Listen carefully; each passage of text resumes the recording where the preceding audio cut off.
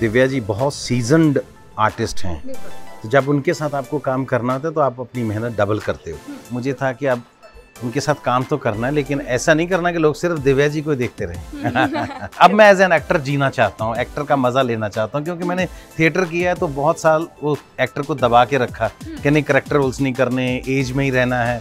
लेकिन अब मैं मज़ा लेना चाहता हूँ। हम लोग कई बार उतना उतर जाते हैं उन चीज़ों में, को लगता है कि कोई पता नहीं क्या अनहोनी हो गई यहाँ पे, वो चीज़ें टेंस हो जाती हैं, तो फिर हमें वापस उसमें से पॉप अप करना पड़ता है। So today we have with us Punjab की शान और जान गुरप्रीत की पाजी दी। आपका बहुत बहुत शुक्रिया कि आप आए एबीपी लाइव में, और आज हम बात करेंगे इस मूवी के बारे में। आप इस मूवी में एक फादर का रोल निभा रहे हैं, और कहते हैं ना कि अगर पापा हमारे पास है तो दुनिया के सारे खिलौने हमारे ही हैं। आप अपने रोल को किस तरह से देखते हैं? हाँ बिल्कुल जी, जैसे आपने अभी कहा कि मदर फादर जिस घर में हैं, लगता है तो भगवान उस घर में खुद रह रहे हैं। और मेरा भी एक सपना था कि एक अच्छा एक्टर बन के अच्छी चीज़ कुछ ऐसी दुनिया में करूं कि मेरे मदर फादर को एक दिन मेरे पे नाज हो कि ये हमारा बच्चा है। तो मैं अपने आप को आज खुशकिस्मत महसूस कर रहा हूं कि जब वो मुझे स्क्रीन पे देखते हैं और अच्छा काम करते देखते हैं, लोग तारीफ़ करते हैं, तो उनको बहुत खुशी होती है। तो इससे ज़्यादा हमारे लिए खुशी की बात क्या हो सकती है कि हम इसी बॉन्ड पे अगर लोगों को एक पिक्चर दें कि माँ का आपकी ज़िंदगी में क्या कंट्रीब्यूशन है, माँ की जगह क्या होती है आपकी ज़िंदगी में, तो मुझे लगता है कि मेरी ज़िंदगी की बेहतरीन फिल्मों में एक फ़िल्म ये होगी माँ। क्या बात। अच्छा, अगर फिल्म की बात करें तो जब ये फिल्म बन रही थी तो आपका और दिव्या दत्ता का जो इसमें सूझबूझ से उस रोल को निभाना था, उस तरह से आप लोगों ने किस तरह से प्रिपरेशन की थी? बिल्कुल, देखिए क्योंकि दिव्या जी बहुत सीजन्ड आर्टिस्ट हैं, तो जब उनके साथ आपको काम करना होता है तो आप अपनी मेहनत डबल करते हो, वरना हम भी कई बार लेज़ी हो जाते हैं। हाँ दिखाओ यार क्या सीन है, पड़ा 4 लाइन, ये मेरी दोस्त की है, ठीक है ये हो गई, चलो करो टेक करो, है ना, तो हम करके निकल जाते हैं। लेकिन सामने जब चैलेंज वाला आर्टिस्ट खड़ा होता है ना, तो हम मेहनत डबल करते हैं। और दिव्या जी के साथ काम करने की शुरू से मेरी इच्छा रही है, क्योंकि बहुत अच्छी एक्ट्रेस हैं, वो कमाल की एक्ट्रेस। तो मुझे था कि अब उनके साथ काम तो करना है, लेकिन ऐसा नहीं करना कि लोग सिर्फ दिव्या जी को देखते रहें। क्योंकि उनको बाद में कहें आपके सामने वाला एक्टर अच्छा नहीं था, है ना, तो मुझे वो जिम्मेदारी भी निभानी थी कि लोग उनको कहें कि आप दोनों अच्छे लग रहे थे इसमें। So I tried my level best.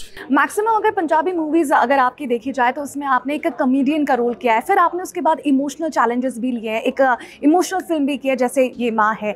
तो आगे चलकर आप क्या सोच रहे हैं कि किस जॉनर की फिल्में आप पकड़ने वाले हैं? हाँ बिल्कुल जी, देखिए ये बात आपने बिल्कुल सही कि मैंने ज़्यादा कॉमेडी की है, कॉमेडी फिल्में की हैं। Great Indian laughter challenge first season हम ही लोगों से शुरू हुआ था, तो हम लोग उसमें थे, मैं और भगवंत मान जो आज हमारे चीफ मिनिस्टर हैं पंजाब के। तो हम दोनों फर्स्ट सीज़न में थे ग्रेट इंडियन लाफ्टर चैलेंज के।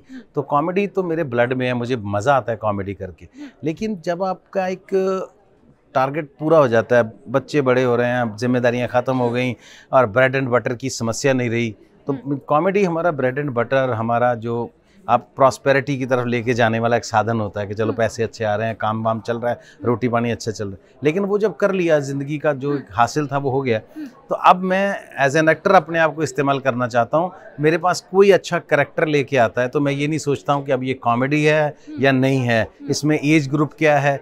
मैं अभी एक कनाडा पिक्चर शूट करके आया हूँ, तो उसमें मुझे 75 ईयर्स का भी दिखाया है, तो मैंने वो भी किया है। तो आप किसी रोल को मना नहीं अब मैं नहीं कर रहा, अब मैं एज एन एक्टर जीना चाहता हूँ, एक्टर का मज़ा लेना चाहता हूँ, क्योंकि मैंने थिएटर किया है तो बहुत साल वो एक्टर को दबा के रखा कि नहीं करेक्टर रोल्स नहीं करने, एज में ही रहना है। लेकिन अब मैं मज़ा लेना चाहता हूँ इसका। अच्छा, घर में क्या होता है ना, एक कैटेगरी बढ़ जाती है मम्मी पापा में कि अगर मुझे ये चीज़ें चाहिए तो मैं पापा के पास जाऊंगी क्योंकि मम्मी मना कर देंगी, ये चीज़ चाहिए तो मैं मम्मी के पास जाऊंगी। मैक्सिमम होता है हमें पैसे चाहिए तो मम्मी के पास चले गए, गाड़ी चाहिए तो पापा के पास चले गए। आप ऐसा कैसे कर देते घर में? हाँ बिल्कुल जी, वो बंदा मैं ही हूँ जिसके पास उनको आना होता है, जो चाहिए होता है। तो क्योंकि मम्मी थोड़ी स्ट्रिक्ट हैं, वो घर में होता भी ऐसा ही और होना भी चाहिए। हमारे घर में भी मम्मी स्ट्रिक्ट थे, फादर लीनियंट थे, तो हम उनके पास चले जाते थे, है ना। तो ऐसा ही अब मेरी फैमिली में हो रहा है, मैं थोड़ा लीनियंट हूँ, मम्मी थोड़ी स्ट्रिक्ट है मेरे बच्चों की।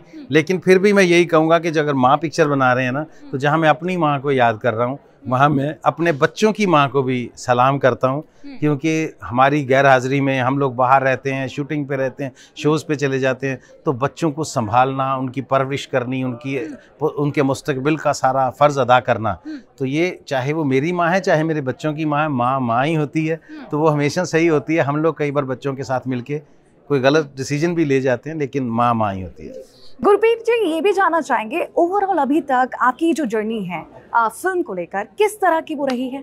हाँ बिल्कुल जी, मेरी पहली पिक्चर आई थी जी आया नू 2004 में, 3 में शायद। तो मुझे आई एम लकी कि हमने तब सिनेमा शुरू किया है कि जब ये पंजाबी सिनेमा का नया दौर शुरू हुआ है, नए एरा के आर्टिस्ट हैं हम।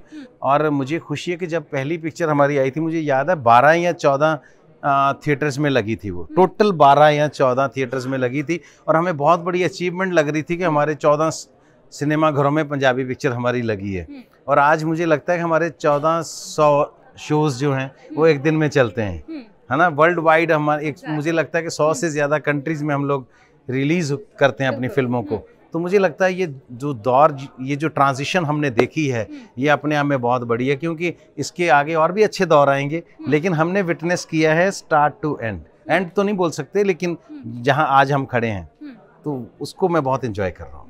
बिल्कुल, और जिस तरह से अब आप किरदार निभाते हैं उसकी तैयारी अब कुछ और अलग होती होगी। पहले होता था कि हम अपने बुजुर्ग से, बड़े बुजुर्ग से सीखते थे कि किस तरह की एक्टिंग करनी है, जो इंडस्ट्री में जिन्हें ज़्यादा टाइम हो गया है, हाँ सीनियर्स हो गए। फिर उसके बाद थिएटर आ गया, थिएटर में लोग पार्टिसिपेट करने लगे। अब आपको क्या लगता है कि अगर कोई एक्टिंग की तैयारी करा या आपको भी अपने रोल की तैयारी करनी थी, तो किस तरह की आपने की थी? हाँ बिल्कुल जी, मेरा तो हमेशा मेरा आईना मेरा साथी रहा है। तो बहुत सी चीज़ें मैं अपने आईने में देख के चीज़ें रिहर्स करता था।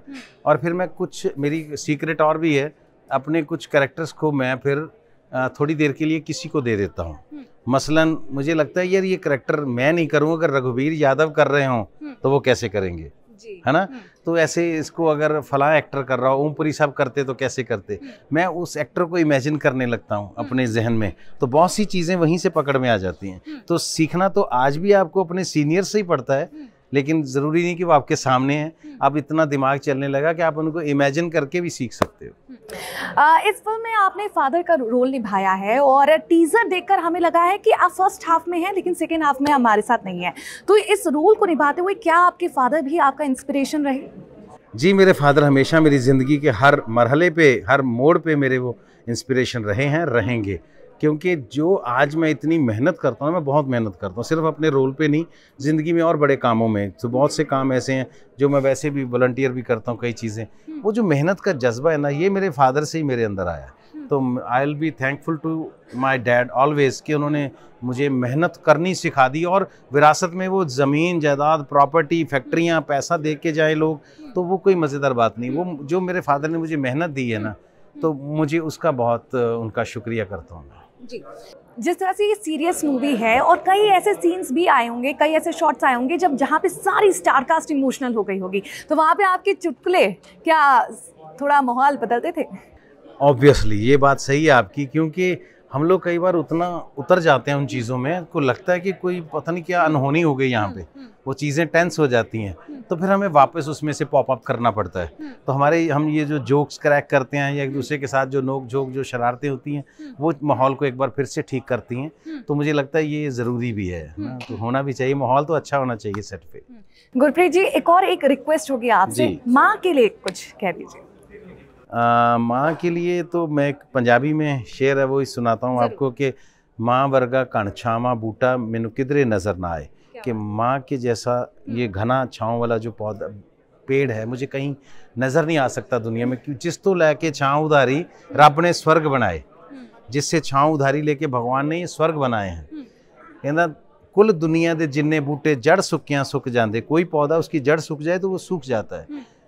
कहना पर माँ दुनिया का ऐसा बूटा जो फुल सुक्कियां कुमलाए, ये एक ऐसा पौधा, इसके फूल को अगर कुछ हो जाए तो ये कुमला जाता है, ये सूख जाता है। क्या बात, क्या बात। गुरप्रीत जी, ये भी जानना चाहेंगे, जब इस मूवी की मेकिंग हो रही थी, क्या कुछ चैलेंजेस आपको देखने को मिले थे? हाँ बिल्कुल जी, सबसे बड़ा चैलेंज तो ये आया कि जब मेरा एक दिन का काम बचा था, अभी बाकी सारा काम मैंने कर लिया था, तभी लॉकडाउन हो गया। तो अब इंतज़ार करना पड़ा कि जो एक दिन का काम है वो जब कभी दोबारा शूटिंग शुरू होगी, लॉकडाउन खुलेंगे, हम लोग सेट पे आएंगे, तो एक दिन का काम पड़ा। तो मैंने वो अभी 3-4 महीने पहले उसको मुकम्मल किया। और दूसरा चैलेंज ये था कि पैरेलल हमारी शूटिंग्स चल रही होती हैं, तो 2 पिक्चरों में मैं कॉमिक रोल कर रहा हूँ और तीसरी ये है। तो हमारी डेट्स जो मेरा दोस्त संभालता है, अगर 26, 27, 28 ये पिक्चर है, उनमें से 29 को ये माँ करने जाना, फिर 30 को उधर है। तो वो कैरेक्टर से निकलना, दोबारा उस कैरेक्टर में जाना, फिर से अगले दिन दूसरे कैरेक्टर में जाना, ये चैलेंज रहता है थोड़ा सा। गुरप्रीत जी, ये भी जानना चाहेंगे जो बर्डिंग आर्टिस्ट हैं, अभी पंजाबी फिल्मों में आ रहे हैं, बॉलीवुड में आ रहे हैं, उनके लिए अगर आप कोई टिप्स देना चाहें regarding how to do acting. बिल्कुल, देखिए 2 चीज़ें होती हैं, आपको स्टार बनना है या एक्टर बनना है। जो स्टार्स होते हैं वो थोड़े वक्त के लिए होते हैं, कोई उनकी सर्टेनिटी नहीं है कि कब तक रहेंगे। और अगर आप एक्टर बनेंगे तो आप बहुत लंबा याद रखे जाएंगे, आपके काम करने के बाद भी आप याद रखे जाएंगे। दुनिया से चले जाने के बाद भी लोगों को आज मिस किया जा रहा है, अच्छे एक्टर्स को। तो अच्छे आर्टिस्ट बनना है तो आप थिएटर के साथ ज़रूर जुड़िए, अच्छे लोगों को, अच्छे आर्टिस्टों को देखना शुरू कीजिए, और कभी भी गैम्बलिंग में मत जाइए कि चलो ये करके देखते हैं तो ऐसे हो जाएगा। ऐसे नहीं होगा, किसी भी सक्सेस का कोई शॉर्टकट नहीं होता। सही रूट फॉलो कीजिए, सक्सेस आपको ज़रूर मिलेगी। 6 में जब मदर्स डे है तब ये मूवी रिलीज हो रही है, क्या माइंड में पहले सोचा गया था कि इस तारीख को ही रिलीज करनी है या? हाँ, ये एक माँ के लिए लोग अब तोहफा देते हैं, गिफ्ट देते हैं कोई ना कोई, हर अपनी माँ को। तो मुझे लगता है ये तो दुनिया भर की माँओं के लिए एक गिफ्ट है कि मदर्स डे पे हम एक पिक्चर पूरे संसार को दे रहे हैं। जहाँ भी लोग इस पिक्चर को देखने वाले, सुनने वाले, समझने वाले होंगे, उनके लिए एक तोहफा है कि हम अपनी माँ को ये तोहफा दे सकते हैं, माँ। साथ ही ये भी पूछना चाहेंगे कि 6 मई का आपका क्या प्लान है? क्या आप कुछ स्पेशल कर रहे हैं, या तो अपनी वाइफ के लिए या फिर अपनी माँ के लिए? हाँ बिल्कुल जी, मैं चाहता हूँ कि 6 को मैं अपनी माँ के साथ और अपने बच्चों की माँ के साथ मिल के इस पिक्चर को सिनेमा हॉल में देखूँ, तो मुझे लगता है वो मेरे लिए सबसे बड़ा मोमेंट होगा। थैंक यू गुरप्रीत जी हमसे बात करने के लिए, और इतनी सारी यादें जो हैं अपनी माँ से और इस फिल्म के सेट से जुड़ी हुई हमारे साथ शेयर करने के लिए। Thank you very much. Thank you so very much.